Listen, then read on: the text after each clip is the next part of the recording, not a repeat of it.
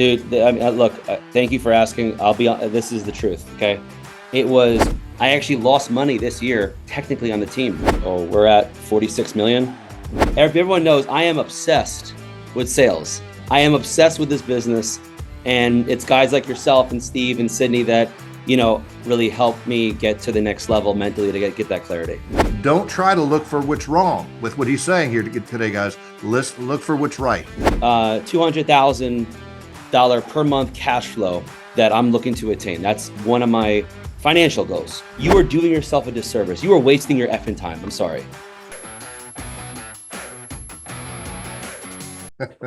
All right. So first of all, let's go ahead and get started, guys. Dean, tell us, where are you from? What company do you work for? So Hoboken, New Jersey, and I'm with EXP Realty. Now, for those people that are not familiar with Hoboken, tell them what's unique about Hoboken. It has the most bars per capita in less than 1 square mile in the country.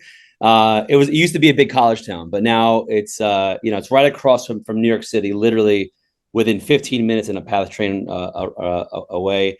So like Jersey City area, Hoboken, that main market center there is. So my market's vertical. I mean, all I've known for almost 15 years now in the business, it's been a vertical market, condos, multifamilies. I do handle single families, but it's on the rare occasion. But how big is Hoboken? Oh, it's so we have a little less than 1 square mile, and we have literally 70,000 residents. 70,000 people in 1 square mile. Yes. Everything's condos. It's all vertical. Exactly. Yeah. Yeah. Yeah, it's awesome. So Dean, you've been in the business for how long? I've been in the business now for almost 15 years. Yeah. Okay. So for almost 15 years. Now, I tell you, since you and I have been working together, you have done some things that are quite amazing and very unique for somebody who's been in the business for 15 years. Because there's many people on this call that can relate to what I'm getting ready to say. Is after doing things as long as you've been doing them, it's kind of easy to get stuck in your ways. And one of the things that Steve and I talk about all the time, especially like right now, as we're coming up to the end of the year and we're starting to talk about 2025 goals and business plans and things such as that, it's normal for people that have been in the business for 15 years to say, okay, my business is here and now I want to take it to here. And so Steve or I'll say, great, what are you going to do differently? What changes are you going to make? Man, I'm just going to work hard. I really want it. I am so excited. I am so pumped. I can't wait for this new year. And they have a goal that's based all upon emotion, which lasts for about how long? Okay. And then they're right back to doing things the way that they've always done them. So in 2023, let's go back a year, Dean. 2023, what was your production? So we closed 48 sales. And as you know, my vertical market, we do a lot of rentals, but we actually get paid quite handsomely for a rental transaction so we make anywhere from $3,000 to $5,000 per side of a rental. So we did in total about 140, something, I don't know, Teddy will have to verify this, but 130 to 140, I think, total transactions, but only 47 to 48. So I had a pretty deep decline in that. But I also, for what it's worth, I transitioned into the leadership and figuring that out and coaching and for my teams and everything. So Yep. And we're going to talk about that in just a second. So in 2023, that amounted to how much in volume? Volume was like close to 30 mil. About 30 million. Yeah. Not bad, right, guys? Pretty good year. Everybody can agree with that. Good year. So now, 2024, if we were to compare across the country and say, okay, is it easier to do deals in 2024 than 2023? I think most of us would say 2024 is a much more difficult market. Nod your head if you guys agree with me on that. Yep, much more difficult market. And yet, this year, you're on pace to do what kind of volume? Oh, we're at 46 million. 46 million with still, a month and a half to go. Correct. And that's increasing some of the team members, deducting some team members, it's not just like me hitting the pavement all the time with just like prospecting, because I think that we worked on in the last at least few months. I mean, it's literally been all clarity based work. And it's, Mm-hmm. yes, Mm-hmm. we all hear prospect for business. We all hear do what we have to do systems wise, leverage wise, to a certain extent. But I realized that, I think the biggest thing, yeah, the production, it's just amazing. And we follow the money, right, Gordon, like on a lot of our calls together. Yep. So like the most pending income I had last year, rolling pending amount, I Right. think was like somewhere like in like the 75-80 range. And right now in the like almost Thanksgiving, I'm very proud that our team pulled this off, and we're ending the year really strong. To close out the year, we have 275,000 pending in income right now. 70,000 ish last year was a great pending amount. Correct. Yeah. And now this year, right now, at the time of year that everybody knows, man, nobody sells any houses this time of year. Yeah. Let's Well, let's let our competition keep thinking that. Okay. And yeah. you got how much pending again? 275,000. 275,000. And again, you went from 30 million, which was a great year, and you were going to increase by over 50% in a down market. Yeah. Okay. See, listen, it's nothing to brag about if your business goes up year over year by the same amount that the market goes up. Then hey, I'm better. I'm doing better. No, you're not. The market's doing better. But what happened is the market did this and Dean did this after 15 years in the business. Now you guys seeing why I wanted you to hear what Dean is doing. All right, so let's explain a little bit further about your setup. So first of all, Dean is an actively producing agent with a small team, not a big team. We're working on the team, okay? But right now with a small team. So describe your team as it looks right now. Yeah. So I have two full-time agents that have been with me for close to 2 years. I have a new member, new to the business, full-timer. So that's three full-times now, agents that work with me. My right hand, second in charge, Teddy. I mean, she's processes all our deals. I think that's like the biggest for her development. Seeing her development, honestly, Yeah, was yeah. like 7 years of growth. And like, if you can get a rock star assistant, guys, that will process your deals in the right way, and like you can trust that they can take care of a lot of conversations with those sellers or buyers. Good point. Man, she takes off a lot of that play. So she's been with me now for 7 years. And then Jen's been with me for, I think, close to 2 years. She's Teddy's assistant. So I have two admin supports in that seat. I have one ISA that I pay on a salary and bonus in-house.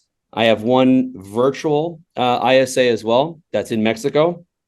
And then I just hired, again, to be as efficient as possible here, I just hired just last month a database cleanup manager.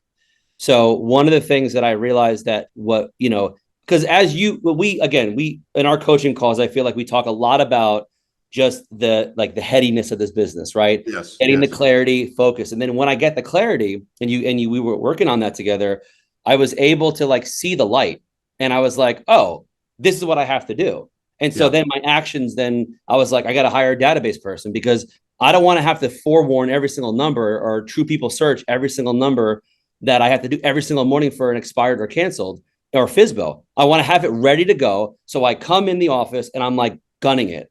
And like, as an example, last week, I mean, I literally was in 4 days in Scottsdale for a bachelor party. Okay. I'm yeah. like just personal, like time and the whole thing. I come back the second contact of the day because of the database manager, and just because everything else was lined up for my staff and everything else. I called my second contact, got an appointment within 2 hours. Thank you, Steve, for allowing me to understand that. I went on the appointment right away.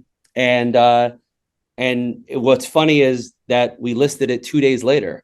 Yeah. And I just got a message this afternoon that we're getting an offer on it for 50,000 over asking price. Sweet. This was an expired listing, right? Yeah. So I think it's just like a culmination of the skills that we've built up over, I've built up over the years that I'm training my, team on now. And, but having the right systems and leverage that give you like the whole thing, Gordon, I think that I've realized too, like if I could be on the phones, like where is my zone of genius, Okay. right? Where is the zone of genius? The zone of genius is being on the phones, talking to prospects or agents to coach and train them up all day long, every second, every moment of the day.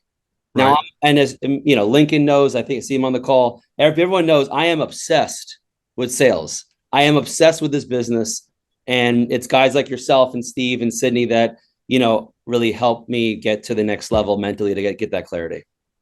Awesome. So let me just recap to be sure everybody followed. So you have 3 full-time salespeople, Yes. and then you have 2 admins. Okay. Yes. Plus you have the in-house ISA and the virtual ISA. Yes, correct. Okay. And that team is not drastically different from last year, correct?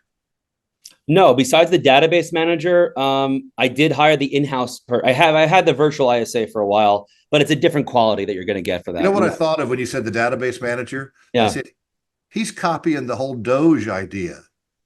You know?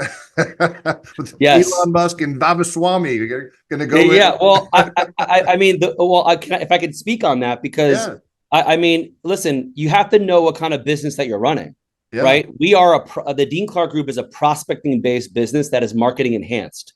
We're Yeah. not marketing based and prospecting enhanced. So therefore, if I take it with that lens, then my data has got to be mint. If my data sucks, then my whole team's screwed. And they're going to spend hours and hours trying to find numbers, trying to locate who's what, who's this. And so, it's always the same. Like, as it's like we focus on 3 things. It's like, okay, is the data good? Check. What activities are we doing for that day? Check. And then how good are our skills? And then also taking that action that, you can probably hear it in my voice. I'm very passionate about this whole business and this job and this career, because it's given my family and I like crazy amounts of success in many ways that I would have never thought possible. And I was talking to like one of our newest full-time members, Gabby, this morning. She's in the office with me, not here, but she was, and she's new, she's in her 20s, trying to work it out. And like, if you're new to the business, like it's so important to get around the right environment. Yeah. I think, and I just like whatever you have to do to get the right exposure to people and be close to them in proximity. Proximity is power throughout. I mean, that if there's anything I could say, Gordon, it's like getting proximity to you and Steve and Sydney, getting proximity to great other members of Watson Powers, like to me was like, the biggest thing. So yeah, that's awesome. That's awesome. So one of the key points that I want you guys to take away so far is he went from 30 million to this year he's going to be in the high 40s to 50 million by the end of, and really his team hasn't changed that much. So I don't want you to think, well, yeah, he increased by 50-60% because he went out and hired all these other salespeople. No. That's not the point. So again, don't try to look for what's wrong with what he's saying here today, guys. Let's look for what's right. So we're going to go back a little bit to when you and I first met. Okay, I was thinking about that this morning. I came up and I did some talks up in the Northeast where you live, and we either met in Pennsylvania or New Jersey. It was at a country club. I know that. Which one was it? It was South Jersey. Yeah. South Jersey. Okay, so we physically met for the first time in South Jersey. And then we had lunch afterwards, and I know you really related to some of the things that I was sharing in that presentation. And at the time, I think you were coaching with Steve or Sydney, and you and I started working together several months ago now. Now, I've taken you in a little different direction. Yes. Okay. And I want you to talk for just a moment about some of the epiphanies that you have had with our coaching and how that's impacted your business. Because the light bulb, it's been fun to coach this guy, by the way, guys. It's been fun to coach Dean, because it's like every call, it's like you see this light bulb go off.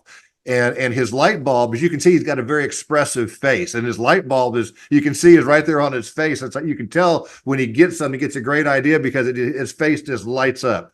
So talk about some of the epiphanies that you've had and what you've done to make this dramatic change in your business. Well, going back to tracking and measuring was 100%. Like I lost sight of that literally, guys, for like a year and a half, because I got out of the other coaching company. I joined you guys, but then I was like trying to learn this whole new way of prospecting expireds and, working, a little bit more hours in the beginning. You know what I mean? It's like, it was like I had to like unlearn some of these bad habits that I might have had in the past. So like I just didn't track a lot of my stuff. So tracking and measuring what like I think we did. Um, Journaling also I think Yeah.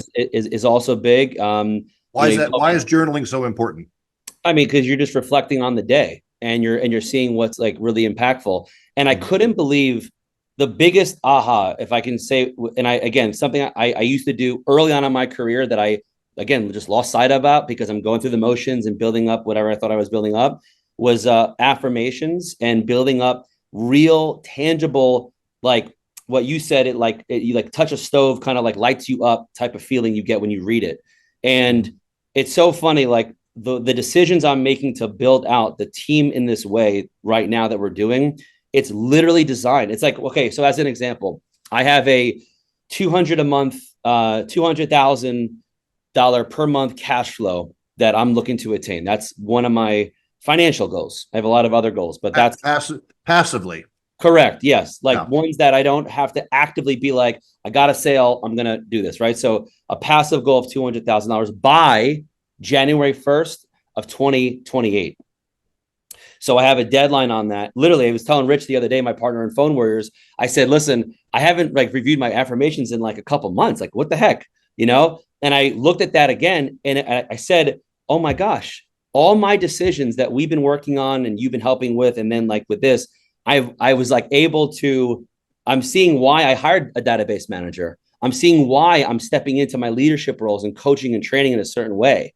And like it's all because I'm that's like a financial goal. But it's just funny how when we set the awareness of like where I want to go, where I want to be, uh, I mean, you get clarity. Like that's it, clarity, man. Like that's it. That's the best thing that Gordon, that you've done. I mean, it's like it's that clarity around the vision, the goals, and just I think but the only way I can get that, and correct me if I'm wrong here, because I feel like the only way that any of you that are being coached either by Watson Powers or any other coaching company, whatever it is that if you're not asking questions on your coaching calls, you are doing yourself a disservice. You are wasting your effing time. I'm sorry.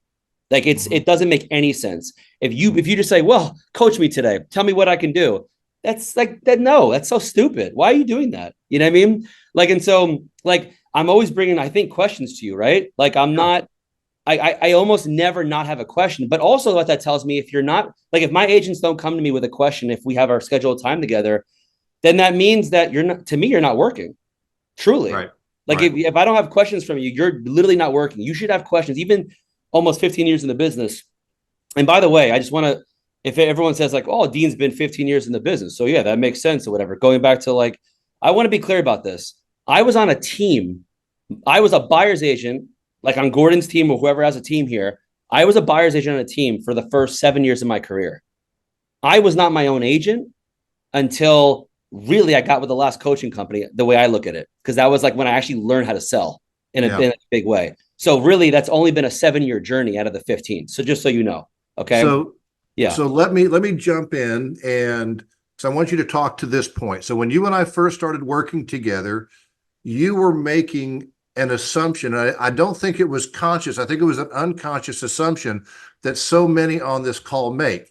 And that is, if I take my business from here to oh, here, then my business has got to become a lot more complicated. I got to work a lot harder. Things have got to be a lot more difficult because proportionally speaking, if I'm going to go up 50% in business, then I got to get 50% more crazy and complicated. mm-hmm. And we said, no, no, no, no, no. It's just Yeah, the opposite. You've got correct, to simplify. And we talk about that one word on every single call, don't we? 100%. Yeah, Simplify. So talk about that. yeah, for sure. Like this, simplifying everything. I mean, man. I do tend to try to overanalyze things. I don't know if anyone else can relate because if you guys did, I didn't realize this until I did a deep dive on myself. Like I did a personality test. I like spent a lot of like money to like figure myself out. Like what is my personality? How am I hardwired? And I feel like that was like a big step for me. This was only a few months ago. And I realized I'm an introvert. If you guys can believe this, if whoever knows me, you know what I mean? You guys think I'm an extrovert. I'm always like talking to everyone. Yeah, I love being around people. I'm a very extremely social introvert, but I do like my own space. But the one thing is I get in my own head sometimes. And so I made everything so complicated. And I wasn't like just simplifying what it is. And so you kept working on with me on like, let me see that calendar. Why are you doing all this shit? Basically, like there's Right. way too much stuff in here. Let me look at your systems. Wait, why isn't this updated? So now I've been tracking and measuring everything again in a high level. I'm doing my affirmations. So everything is just clear, but also very simple. So I know how to execute every single day. And by the way, all this 275, whatever, that we have coming in potentially in the next month and a half or so, you realize like this is like just in the last few months that was Yeah. procured. And it wasn't like this is like, oh yeah, this is stuff he had pending for all year. No, this is like, but it's because I just got simple, but I was able to like release my brakes mentally so that I can just charge hard and also give the help that my team needs to succeed at the highest level. Yeah. You're involved in a bunch of different things, and we had to take and kind of break it down and say, where are you spending your time? What's giving you the best return? And start to Mm-hmm. gain some clarity. I recall one of the calls that we had. I gave you this analogy, and I want you guys to listen to this analogy for a second. You're in your car and you are heading to a particular destination, and you hit a fork in the road. You could go left or you could go right. But the fact of the matter is, you don't know which direction to go. So what do? You come to a stop until you can finally determine, oh, I need to go right. Mm-hmm. Turn the steering wheel to the right, put the pedal to the metal, and off you go. Because now you have clarity and confidence in your direction. Those of you that are listening to Dean's advice today, I want you to ask yourself, how clear are you with the direction that you're going? How confident are you? Or are you just working like you've always worked, day after day, month after month, year over year? Do you have clarity in where you're going and how you're going to get there? Because it's when that clarity comes to your mind and you start to simplify things, that it's so much easier to put the pedal to the metal and move ahead. Talk some about that, Dean. I know you can relate to that. Oh yeah. I mean, clarity is everything, right? I mean, I've been saying that pretty much the whole call. Like, I think that's the biggest thing that we've gotten. Like, I had Steve in the beginning, and that Yep. was like, oh man, like tactical information, how to this. And I was just like, damn, this is a lot that I didn't know, basically. And I thought I knew everything about expireds and all this stuff. That was the first step. So I had like my whole walls broken down, just like out of the way. Then Yeah. Cindy comes along about recruiting and different things. And I'm like, what? Like, I have to do that. I have to do this. And then you come along and it's just like, we got to get simple and clear again. We have to get clarity because I've also found that when I hop on the phones in the morning, that if you have an adverse reaction to having someone reject you, that usually, well, there's a lot of different things it could mean. But what I found for myself is I'm just not clear on what my mission is for today. That's usually what that means because I'm cluttered in my mind. Oh, we have this with the kids. I have that with my business. I got that. So if I haven't worked it out and I've looked at my entire, game plan for the day, like one exercise that I do in the morning to have that clarity is I look at my calendar. Okay, what appointments do I have? What personal family functions do I have to go to later on? How much time can I really gun it and really charge hard at making this next 2-3 hours of prospecting like 100% like my time that I'm going to attack like with all force. And that allows me to have the clarity to like move ahead and charge ahead. So you touched on something just a few moments ago that I want to come back and revisit for a moment. And you were talking about your journaling, and the core. Remember, we talked about core motivation. Your core motivation is deep, deep down inside. What is it that causes you to do what you have to do when you don't want to do it? What are you thinking about? Okay. mm-hmm. Many, many, many of you on this call are still not clear on that.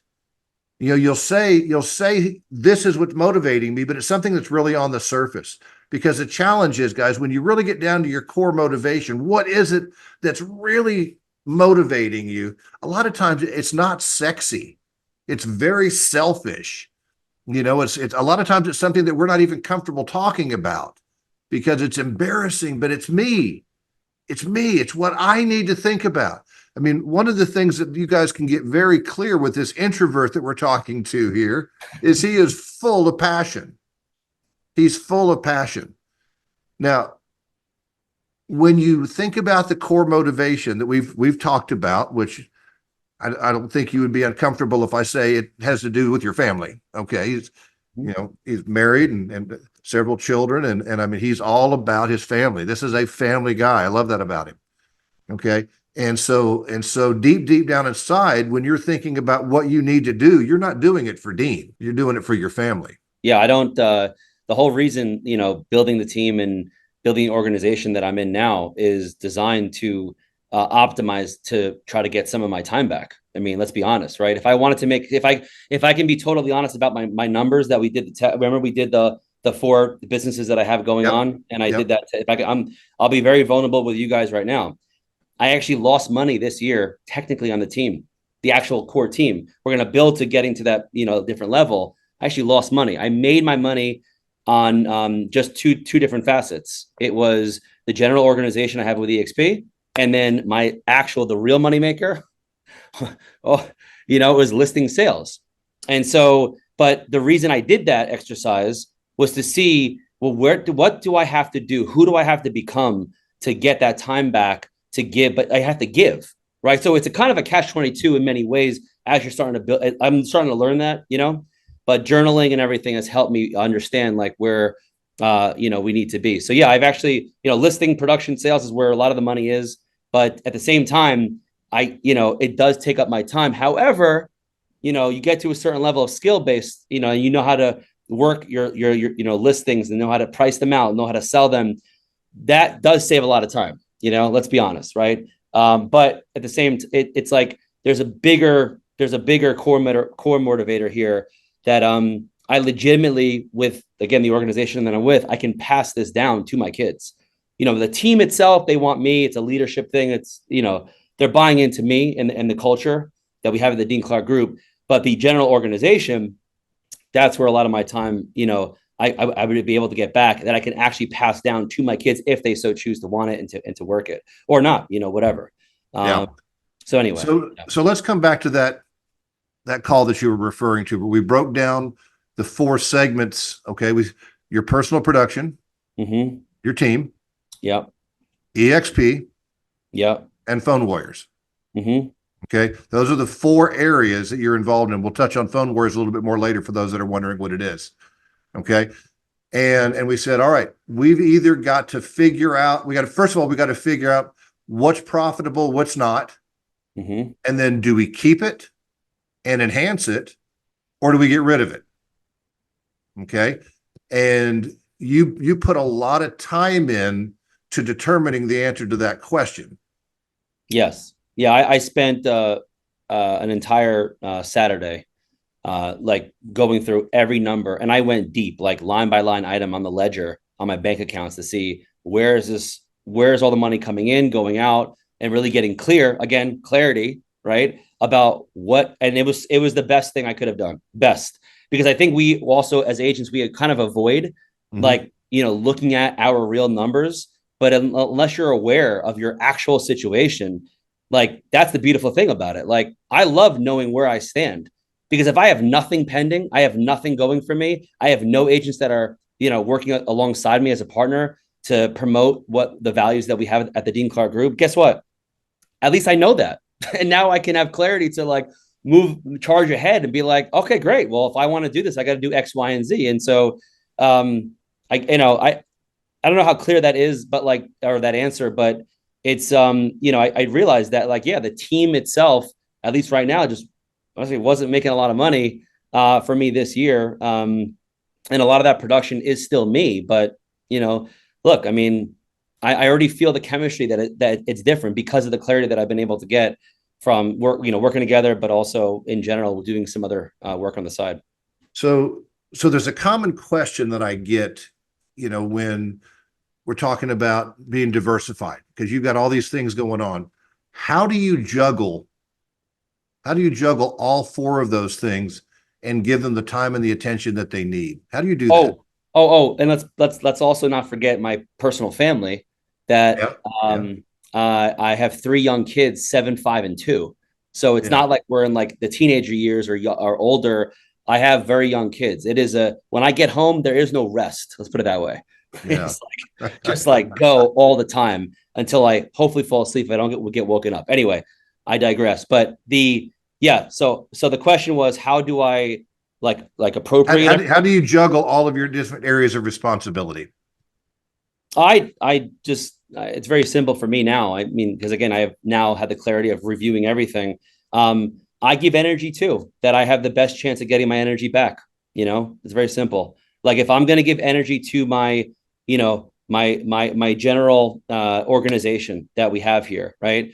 If I know that like I know now how much time I really need to spend. So you have to kind of go through like the messy middle part as you're building anything. I feel like to Mhm. figure out what you need to do and what you need to manage over time. So I kind of learned that part of it. It took me the last 2 years. I mean, I only started doing this team thing for like a year and a half, 2 years, really, to Mhm. really build it. And so it's just giving energy, right? Like how much energy am I going to give to a certain activity that I have to do? Like I know on Wednesdays, like my team needs me at least that one time a week that I'm there, but I'm there all day, for them, and I'm there from the morning until the afternoon, night, and we have our meetings in person on the Zoom, etc., and we basically like that's what they are looking for, but it seems to be working. But I'm also a lot better with my communication. So like I'm able to like communicate in a very direct way that they usually understand. And so it's just kind of like you figure out over time. Like you have to get through that messy period until you know it and have a good idea of like what you need to give energy to, and then you can kind of peel back and be like, okay, I've assessed it. I know what works, what's not working, and let's charge ahead. Yeah. Yeah. Well, that's awesome. It's great advice. So I know you still got a lot of things that you're working on. There's still some things that in your business that you would probably describe as still kind of messy that you're Yeah. trying to clean up. What are some of those things? I think the biggest, the messiest thing, I guess, right now is just it's not really messy as much anymore. It's more like I just kind of it's now just like a time over task over time scenario on both the team and the organization stuff. The listing sales, like as an example, like I'm also getting more into attraction, more not agents but sales. Like I'm doing my first client appreciation event to attract business to me, right? Because a lot of us here, I think, are prospectors. We're hard chargers. I was, for as many of us know, for many, many years. I like prided myself on being a world-class salesperson. That was my identity for a very long time. Still is to a certain extent, but I'm now sharing my knowledge that I've learned, that I've busted my ass obsessively to learn on the cold calls or whatever else. So now I guess it's a lot to do with just like I just have a lot more clarity. So nothing's really truly messy right now. And also, too, you're getting me at a great point. I didn't do this by design. It just happened to fall on this day. This is my Yeah. third day with no food in my system, and I've been doing a water fast. So I am Ah. clear as can be, and I am just like, you know what I mean. So anything that to give me clarity, basically, is what I'm about right now. Yeah. Yeah. So let me tell you what I thought you would say to this, because Okay. coming back to what you said a second ago, that you Yeah. really hadn't made any money off of the team. And you were Mm-hmm. trying to decide, do I continue to move forward with this or do I make a change? And we ran some numbers here recently that got you pretty excited, didn't we? Oh yeah, we did. Yeah. Mm-hmm. Okay. And so we decided, hey, it's worth uh putting the effort into the team. But it's just you were you were present, but not really giving your whole heart to that Correct. side of the business. Yes. I think, and I don't mean to put words in your mouth, you pick up from here, but what I from our last couple calls, I think now that you started to see this vision and this Mm-hmm. clarity, it's kind of helped reignite that passion. Yes. Talk about that. Yeah, because I genuinely like I found of myself that I genuinely like coaching and training agents now. I enjoy it. It's cool to see, that people on my team's successes, and I like how they can make. So yeah, I think for me right now, we're just like I'm at a point where I just don't really have like a lot of things I'm worried about as much. I Yeah. poured into my team again that I knew there are certain days of the week I need to be there for them on. And I'm just there to promote like what works and what doesn't.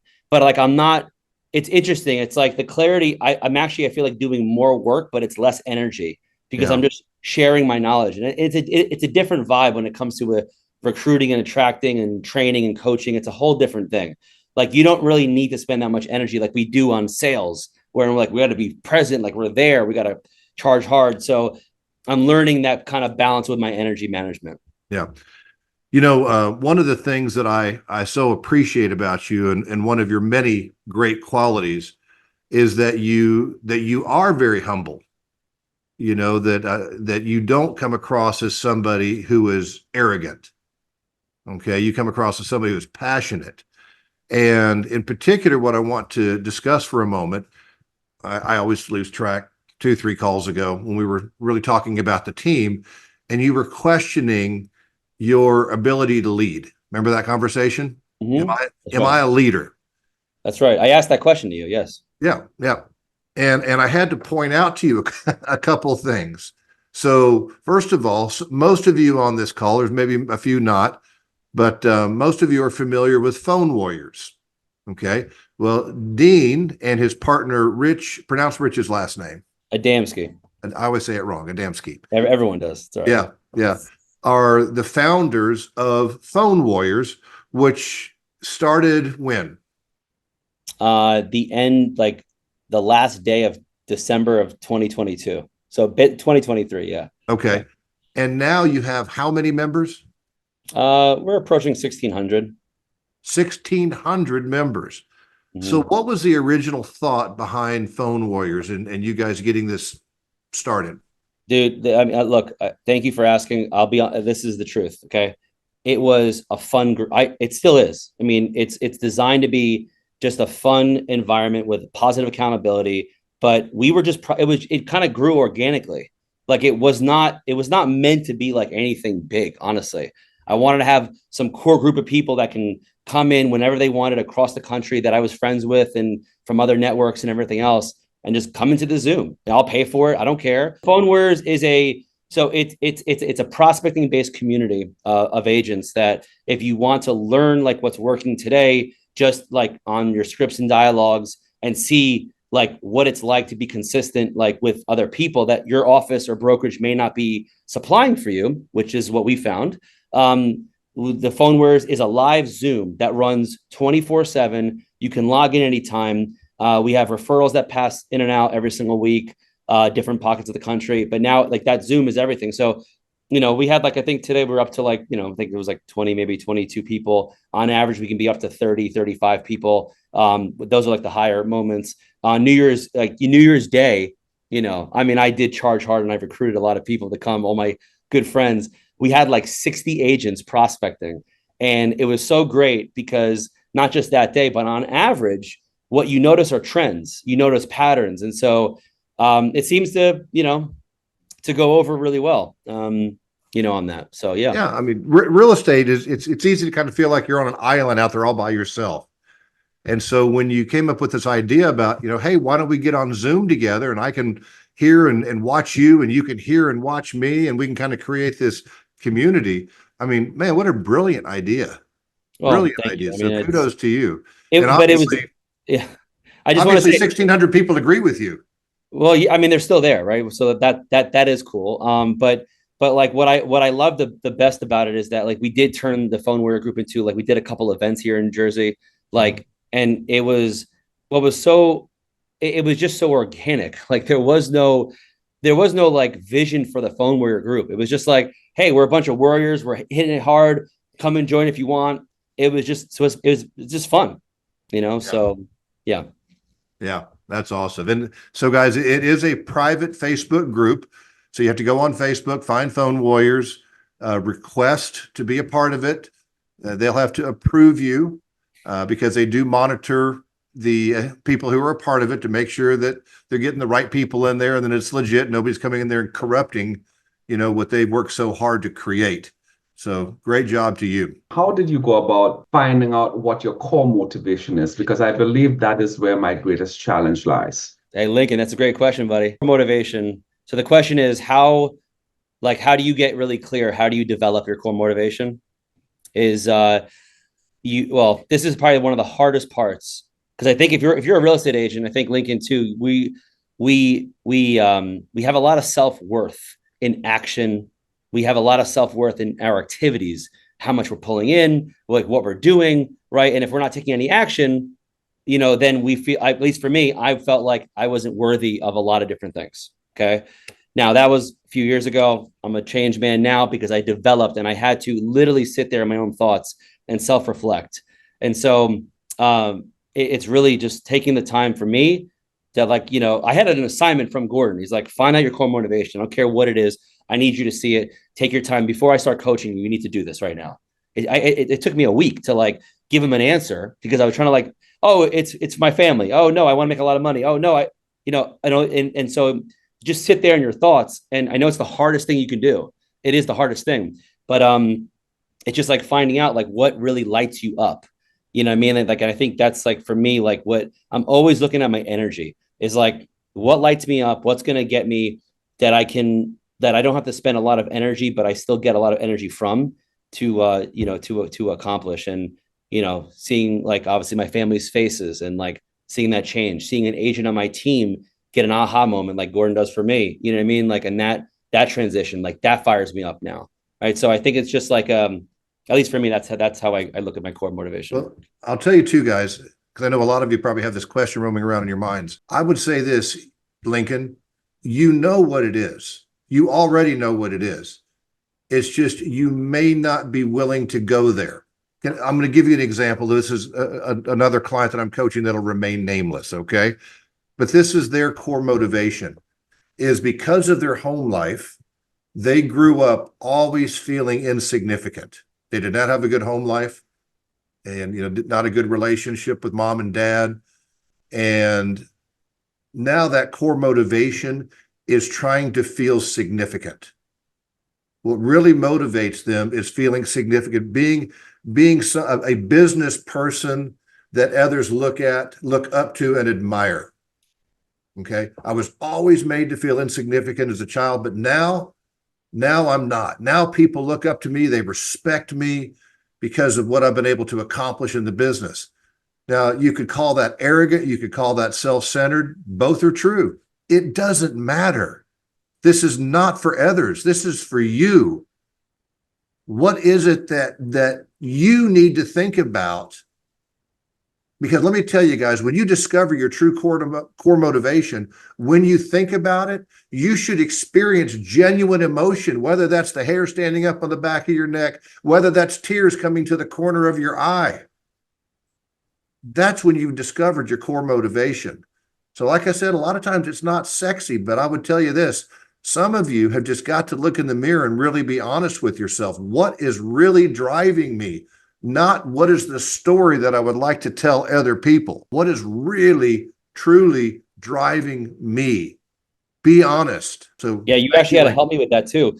One thing, Lincoln, I'll just say what that Gordon did is he was like, is that really what your core motivation is? He challenged me on it. That's what a good coach to me is. You're being challenged constantly on really what an answer is that you have. And so anybody I just else? want to make, this is Adam from Phoenix. How you doing? Hey, good, Adam. Up, Adam. Good to see you. I had Steve Powers as my coach about 3 or 4 years ago, and we just signed up again, and I'm remembering why he was a great coach. So excited to be here. Good to have you back. Yeah. Dean, I more just wanted to say how awesome that we can have this level of vulnerability with our businesses. I mean, we're here to make money. We're here to be real. And, I didn't make money on my team the last 2 years. And I think that Gordon and Steve and Cindy are getting us to focus on things so we can make quick changes. Just like Gordon said with the market, it depends on the market, how we're doing things. And I love being a part of a group like this. And I appreciate the fact that you lead off and start with that. So thank you. Yeah, awesome. Adam, and thank you for those kind words. And last thing I'll just say to that point, Adam, is that again, it's just like being completely honest with yourself and where you stand. Here's the great thing about losing money on the team this year is that I know why, right? And so now that I know why we lost money on the team, oh, okay, now I have the ability to either dump it or fix it. And so I'm choosing to fix it and grow it. And so that's, so that's why I'm okay sharing all that stuff. Dean, man, you killed it today. You were awesome. You were authentic. You made a difference. And I know that everybody, if you were able to hear the applause, it would be loud and robust. So thank you for having me. It was a real honor. We appreciate you. Thank you guys for being a part of Phone Warriors. Thanks for joining us today. And happy Thanksgiving. And we will see you soon.